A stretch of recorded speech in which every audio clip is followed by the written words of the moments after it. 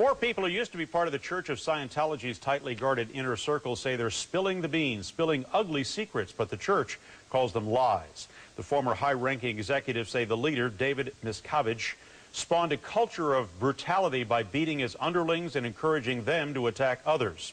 The accusers say Miscavige responded with fists to any perceived slight. The church says the claims are absolutely, unquestionably false and an effort to tarnish his reputation. The former executives who are accusing Miscavige have given exclusive interviews to the St. Petersburg Times in Florida. The church contends the newspaper never gave Miscavige adequate time to respond before it went with the story.